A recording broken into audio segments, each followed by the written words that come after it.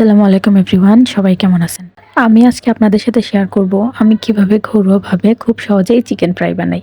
যার জন্য আমি এখানে মুরগির মাংসগুলোকে ভালোভাবে ধুয়ে নিয়েছি।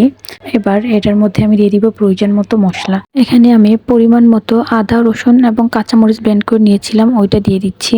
দিয়ে দিব হাফ চামচ পরিমাণ গোলমরিচ গুঁড়ো, দিয়ে দিচ্ছি 1 চামচ পরিমাণ মরিচের গুঁড়ো, দিয়ে দিব 1 চামচ পরিমাণ ধনিয়া গুঁড়ো, সামান্য পরিমাণ গরম মশলা গুঁড়ো, দিয়ে দিব 1 চামচ মতো জিরে গুঁড়ো, দিয়ে দিচ্ছি পরিমাণ মতো লবণ, দিয়ে দিচ্ছি 2 চামচের মতো সয়া সস।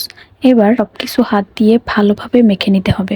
বলে রাখছি, আপনাদের যদি আমার রান্নার ভিডিও একটু ভালো লেগে থাকে তাহলে অবশ্যই আমার চ্যানেলে একটা সাবস্ক্রাইব করে দিবেন এবং ভিডিওতে অবশ্যই লাইক এবং কমেন্ট করে দিবেন।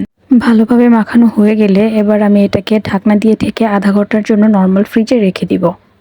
এবার অন্য একটি প্লেটে আমি রেডি করে নেব চিকেন ফ্রাইয়ের উপরের কোটিংটা।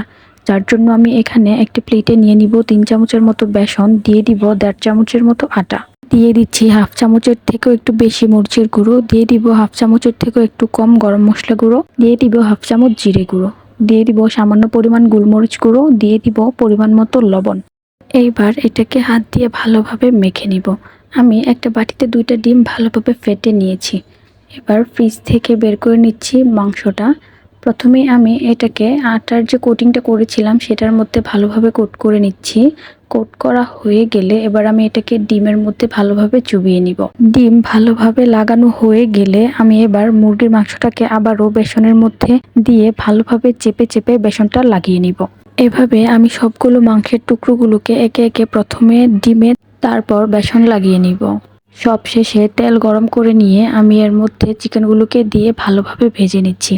খেয়াল রাখতে হবে যেন তেলটা খুব বেশি গরম না হয়। তেল খুব বেশি গরম হলে উপরের কোটিংটা পুড়ে যাবে। চিকেনগুলোকে একটু সময় নিয়ে ভেজে নিতে হবে, কারণ যেহেতু আমি আগে এটাকে সিদ্ধ করি নাই, তাই সিদ্ধ হওয়ার জন্য পর্যাপ্ত সময় নিয়ে এটাকে ভাজতে হবে। চিকেন ফ্রাই কম বেশি সবারই পছন্দ। কার কার পছন্দ কমেন্ট করে জানাবেন। চিকেন ফ্রাইকে একটু ক্রাঞ্চি করার জন্য অনেকেই চালের গুঁড়ো ব্যবহার করে। আমি যেহেতু চিকেন ফ্রাইটা ফ্রাইড রাইসের সাথে খাবো, তাই এটাকে খুব বেশি ক্রাঞ্চি করি নাই, একটু সফট রাখার চেষ্টা করেছি। দেখুন কালারটা মাশাআল্লাহ সুন্দর হয়েছে।